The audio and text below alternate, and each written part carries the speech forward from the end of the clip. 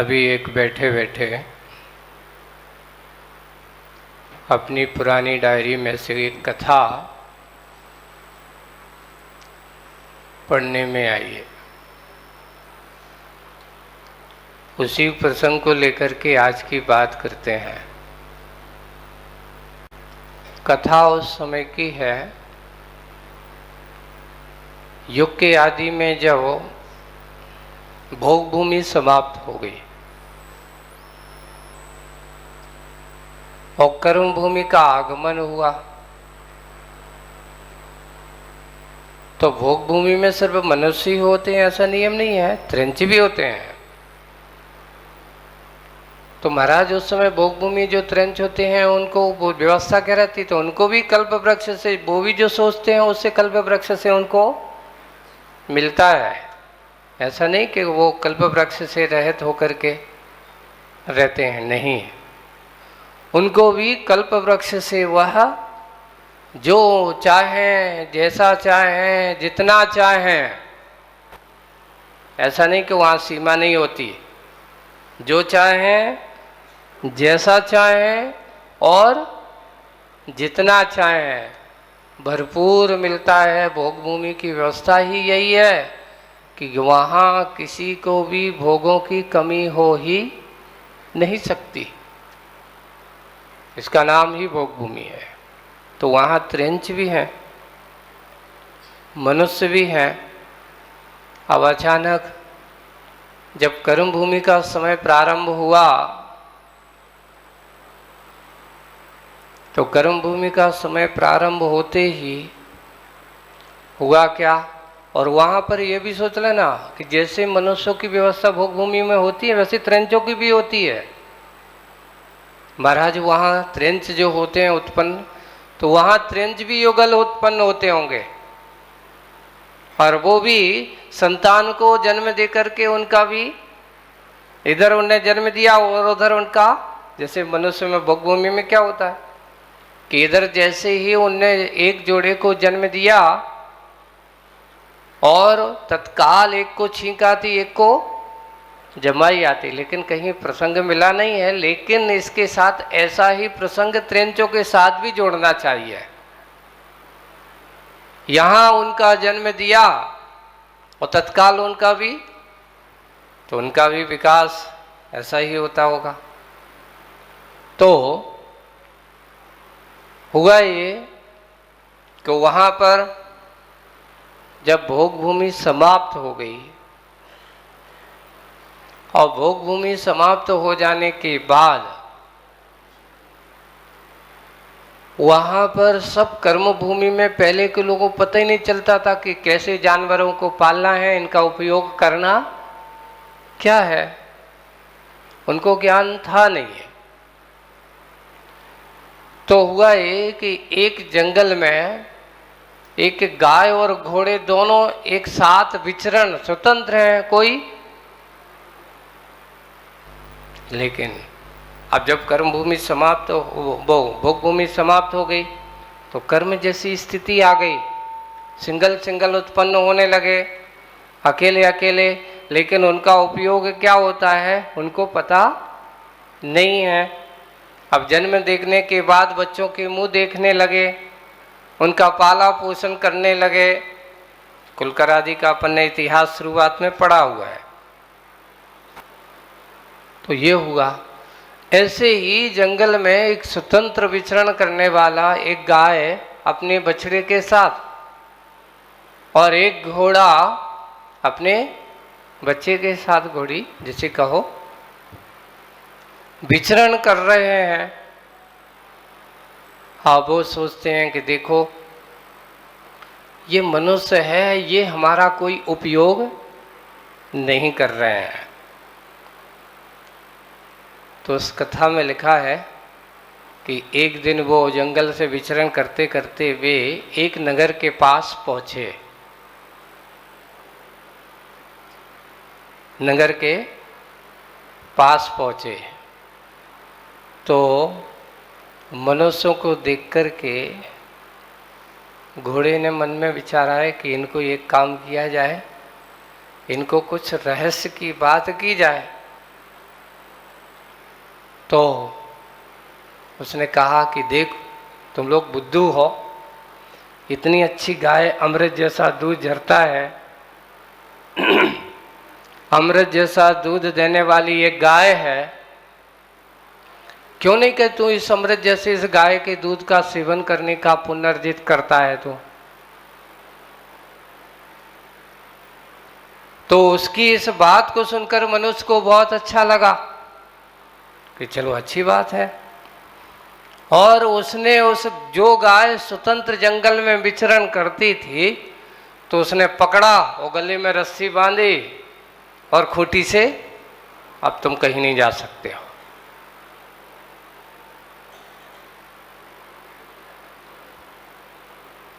अब तुम कहीं नहीं जा सकते हो, ऐसा उसने कर दिया। और उसके दूध का पान करना, सेवन करना, उसको लगाना, उसका उपयोग करना चालू कर दिया। कुछ दिन बाद उसने घोड़े सोचता कि ये तो बड़ी आफत कर दी। अबर तो यही सोचा था कि भाई तू इसका ऐसा कर, लेकिन इसने तो क्या किया, उसको बांध के रख दिया, स्वतंत्र जीवन परतंत्र कर दिया। तो जब वो पुनः गया अपनी शिकायत को लेकर के कि भाई तुमने क्या कर दिया, हम लोग तो बड़े स्वतंत्र हो, मैंने तो तुमसे सिर्फ किसके लिए कहा था,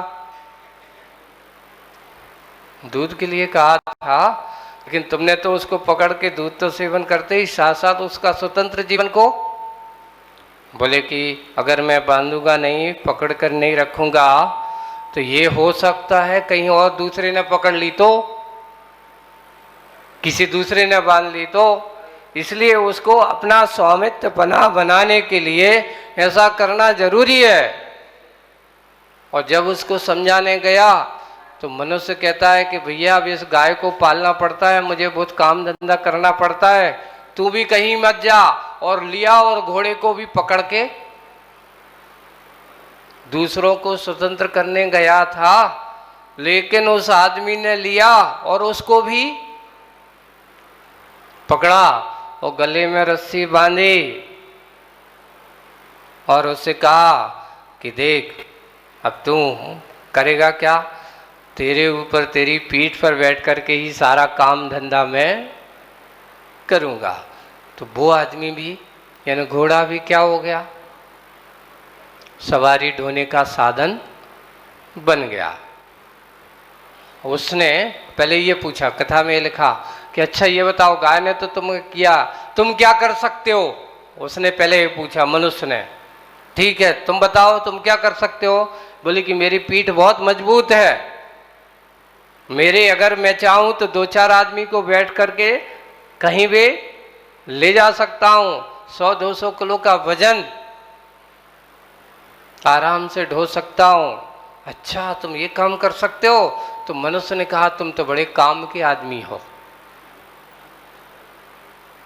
है ना, कम से कम एक दूसरे देश जाते हैं, समय कर्म भूमि है, तो जाने का कम से कम आने जाने का वाहन तो हमारा बन ही जाएगा। और लिया उसके मुंह में, अब तुम इधर उधर ना भाग जाओ, कैसे चलाया जाए, तो उसके मुंह में लगाम डाल दी और लगाम डाल करके किसका काम चालू कर दिया, वो भी बंधन में चला गया। अब दोनों आपस में मिले, कौन, गाय और घोड़ा। तो गाय उससे कहती कि क्यों, तुम तो कह रहे थे कि देखो ये आदमी कितना मूर्ख है, ये आदमी कितना मूर्ख है, इतना अमृत जैसा दूध बनता पड़ रहा है, झरने वाली गाय को ऐसा स्वतंत्र इसका उपयोग नहीं कर रहा है। तो घोड़ा भी कहता है बात सही में, मूर्ख वो नहीं है, मूर्ख कौन है, देखो रास्ता बताने वाला ही आज के समय में क्या हो रहा है, अरे अच्छा करने के लिए मैंने तो सोचा था कि इस मनुष्य के लिए कुछ अच्छा सदुपयोग मिल जाए, इसके जीवन में कुछ अच्छा बन जाए, पर रास्ता बताने वाला उसको स्वतंत्र जीवन जीने के लिए कहीं ये परतंत्र ना जाए हुआ ये कि उसको बताने वाला उसको ही परतंत्र कर दिया, क्योंकि ये बड़ा स्वार्थी है, ये परमार्थी नहीं है। बात सत्य है। आज के समय में आदमी की दशा कैसी है कि अगर थोड़ा सा हमारा मान सम्मान नहीं है तो अपन को उस कार्यक्रम से कोई मतलब नहीं है। अगर मेरा मान सम्मान हो तो हमारा कार्यक्रम से लेन देन हो। एक और है, व्यक्ति की जब आस्था होती है, इतना निश्चित है। आचार्य श्री हम लोगों से कहते थे कि आदमी पर भरोसा उतना ही करना चाहिए, है ना, इन पे ज्यादा टिकना मत। क्यों? तुम्हारे सामने गुरुजी तो आप ही हो और गुरुजी आप ही सब कछु हो, जैसा आप कहो वैसा करेंगे। और जैसे ही गुरुजी खिसके फिर कहते काहे कि गुरुजी अब अपना काम धंधो देखो, है ना, अपने काम में लगो, महाराजों की संगत रहेंगे, उनकी बात करेंगे तो कहा अपन महाराज बनने का, अपना काम धंधो। इसलिए आचार्य से कहते कि देखो गृहस्थों पर उतना ही भरोसा करो, इन पर ज्यादा भरोसा मत करो। और फिर बाद में जहाँ संयम ना हो, असंयम का वातावरण हो, ये व्यक्ति अपने लिए, अपने नाम के लिए, अपने काम के लिए क्या कर सकते हैं? जिन गुरु की आराधना करते हैं उन्हीं गुरु की आराधना करने वालों को भी कह सकते भैया अरे अपना काम का है, अपने लिए तो काम कार्यक्रम नहीं, गुरु जी की आराधना का कार्यक्रम है। तो भाई अगर वास्तविक रूप से गुरु भक्ति है तो लोगों को आगे आना चाहिए। लेकिन महाराज जी क्या करें, कार्यक्रम बहुत है, उनका कार्यक्रम नहीं होता तो हम तो क्या कर लेते, भाग ले लेते। यानी हमें गुरु से कोई लेना देना नहीं है। हमें किससे लेना देना है? वास्ता किससे है? आज हमारी आस्था यही हो रहा है कि व्यक्तिगत दायरों में घुसती चली जा रही है। हमें गुरु से कोई वास्ता है कि नहीं?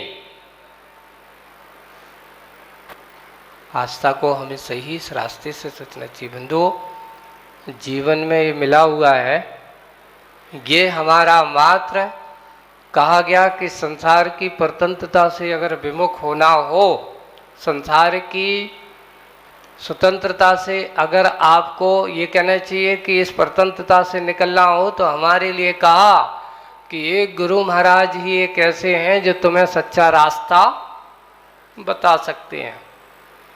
उन गाय और घोड़ों ने मनुष्यों को रास्ता बताया तो क्या हुआ? उल्टा उनके ही गले में रस्सी बंध गई। क्यों? क्योंकि ये स्वार्थ से भरा हुआ मनुष्य, इसको परमार्थ से क्या लेना है, क्या मिलना है, कैसा मिलना है, बस वही है। और यहाँ तक कि मान लो अगर कोई आदमी भाव भी बना है तो अपन बीच में कहते अरे अपन अबे इसमें नहीं, अपन देखेंगे। कभी भी किसी की भावनाओं पर अंकुश मत लगाना। बन सके तो भावना से बढ़कर के उसमें वृद्धि कराना। और बात इतना है कि वो तो लक्षण दिख ही जाते हैं। अभी जैसे महाराज भी कह रहे थे ना कि चतुर्मास के पहले कुछ और था और धीरे धीरे जैसा चतुर्मास होता है वैसे वैसे भाव घटना बढ़ना चाहिए, वैसे वे तुम्हारों के भाव घटते चले जाते हैं महाराज। तो आचार्य जी का वो सूत्र याद रखो कि ये वो बुंदेलखंड में एक बार आचार्य जी ने सुना था, गुड़ टपका बनिया लपका, गुड़ टपका बनिया लपका, और गुड़ घीला बनिया ढीला। समझ में आया? नहीं समझ में आई ये कथा? एक कहावत है जो है ना, तो बोले कि अगर जैसे ही दिखता है कि वाह अरे अभी बहुत अच्छा पैसा दिख रहा है, बहुत भाव बढ़ रहे हैं, तो अब तो हाँ चलो ये लाओ, ये लाओ, पी लाओ। बनिया बुद्धि जो आदमी होती है, और जैसे ही बाहों कम हो जाए, गुड़ गीला और बनिया ढीला, समझ लेना उसकी अगर पैसे घटने लगे, काम धंधा मंदा हो जाए, फिर उसका चेहरा देखो, अरे भैया अभी बहुत समस्या चल रही है, काम धंधो बहुत ढीलो हो गया। तो बनिया बुद्धि कैसी हो जाती है? ढीली हो जाती है। अरे भैया अभी पैसा पहले अगर किया है वो मिला हुआ है तो वो कमाया हुआ भूल जाता है। वर्तमान का अगर भाव कम हो गया तो क्या हो गया? यह आदमी कहता है नहीं यार अभी नहीं, अभी तो घाटो चल रहा है, अबे फायदे का समय नहीं है, अभी धंधा खर्चा पानी मत करो। पहले तो कमाया वो तो भूल जाता, वो तो हमारी किस में चला गया, एक स्थायी एफडी हो गई। एफडी दिनों दिन बढ़ती है, वो तो बढ़ना ही चाहिए, लेकिन वर्तमान की कमाई में तुलना करता रहता है, अभी कम हो रहा है इसलिए घाटा चल रहा है। वैसे ही हम भी अपने आप को सोचते हैं, यही होता है कि जब आप लोगों के काम धंधे थोड़े मंदे होते तो महाराज जी खूब धर्म ध्यान होता है, अच्छे से प्रवचन सुने जाते हैं, है ना। और जैसे ही काम धंधा थोड़ा तेज हुआ तो महाराज जी के प्रवचन को अब समय नहीं है। अभी महाराज दुकानदारी को सीजन चल रहा है, पैसे का सीजन। समझ लेना हमारा धर्म, हमारा स्वाध्याय, हमारा ये जो है आवश्यक है, गुरु उपासना जो है ये मात्र समय के अनुसार नहीं होना चाहिए। एक निश्चित दायरा होना चाहिए कि मेरे जीवन का अंग ये है कि धर्म अपनी जगह है, अपना करेंगे, लेकिन धर्म के लिए हमें अपना मार्ग क्या करना चाहिए, बिल्कुल निश्चित दायरे में रह करके करना चाहिए।